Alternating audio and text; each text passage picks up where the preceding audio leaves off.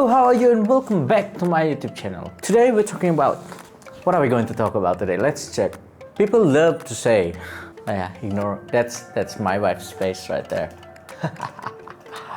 So let's talk about this for a bit. People love to say that, oh, he's just born with it, he has the talents, blah blah blah blah, all those kind of things. It's either you have it or you don't have it. But what exactly is it? It seems like magic, right? But when you actually break it down, it's not magic. It's a set of skills. And once you understand those skills, that's where you could actually pick and train them.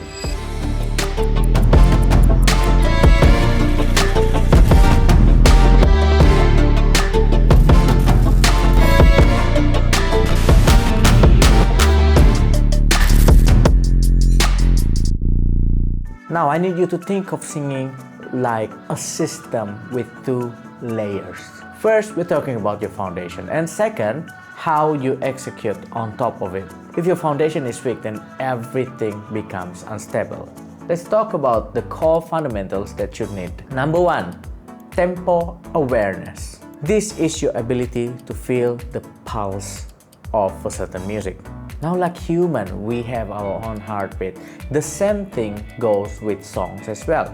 Every song has its own tempo, whether it's fast or is it slow. So either it's fast or slow, are you able to stay locked on the tempo? That's the question that you need to ask to yourself. When beginners sing, they either rush or they drag. Rush meaning they are faster than the tempo. Dragging means they're slower than the tempo. And once your tempo is unstable, everything falls apart. Now, if you cannot lock into the pulse, the tempo, don't even think about rhythm. Your rhythm will go all over the place. Which brings us to the second fundamentals, which is rhythm awareness. Now, let's have a test for a bit.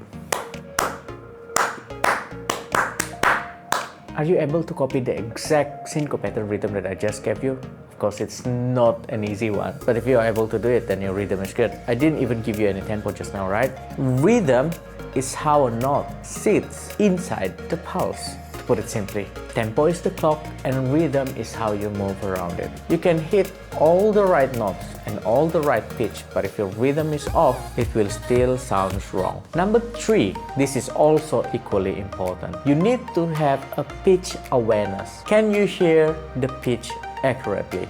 And no, it's not just high, middle, or low and everything in between, but to be able to listen and determine the exact pitch. You don't have to be perfect pitch like Charlie Puth, where you can just press a note and then you can tell it's C, D, or A. Not that exact, but can you actually differentiate the difference in pitch? If your ear is not trained, then everything becomes guessing. Now that's it for the core fundamental. Now we talk about the execution layer. Number one, you need to have a correct vocal intonation. Vocal intonation is your ability to sing out the correct notes that you are hearing. You might hear the right note, but if your voice doesn't land exactly there, then that's the gap. A good singer could close the gap consistently. A lot of young and beginner singers, they are stuck on this vocal intonation part because they could hear the pitch, but their voice is not matching the notes, and that's the problem. And if you're not exposed to music early on, then it's going to be a big problem for you when you're trying to learn how to sing, because it requires a different set of skill. Now the next execution layer is, again, you know it, it starts with B. Breath control, okay? We talked too much about this already, so we're just going to go through it quickly. The breath stabilizes everything. If there's too much air, that means you're pushing. And if there's too little air, your voice collapses. And it's very essential for you to learn how to get the right breath pressure. And I've shared the techniques and I've shared all the training that you need to do with your breath before you start singing on my other videos. So go and check it out, okay? The next one is vocal coordination. Now this is the last one. Your voice have different gears. We have low, we have high, and we have everything in between. If your coordination is not there and it's not built, you will crack, you will strain, or you will be pushing your voice. And it's not a pitch problem, it's a coordination problem. So how do you fix coordination problem? It's by learning about your voice.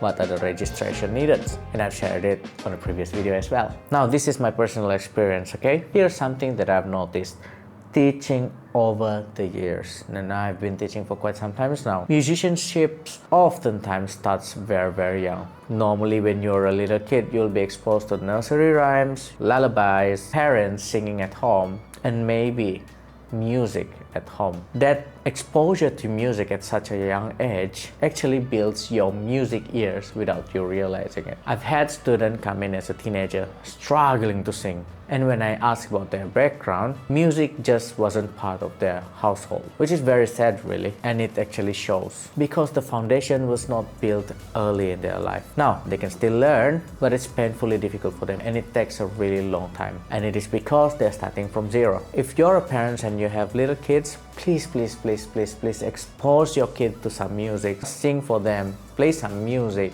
get them to sing something, because you never know if someday they want to learn music. If you're that person, however, don't go ahead and blame your parents for it. They didn't know better. If you do that, that will make you a bad child. It's not your parents' fault, okay? Now this is very important concept that you have to know as well. With piano, you can see the keys. With guitar, you can see the fret. With your voice, you cannot see it.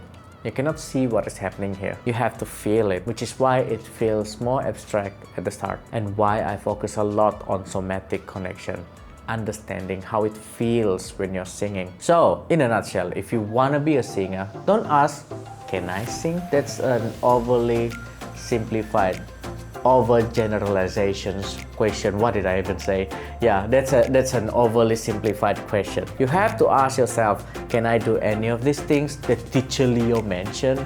Not teacher Leo, that Leo mentioned. Ask yourself, which layer am I weak in? And then you double down on that things and work on it. And that's how singers are built. Now, if this has helped you, please subscribe. I would love to have you join in.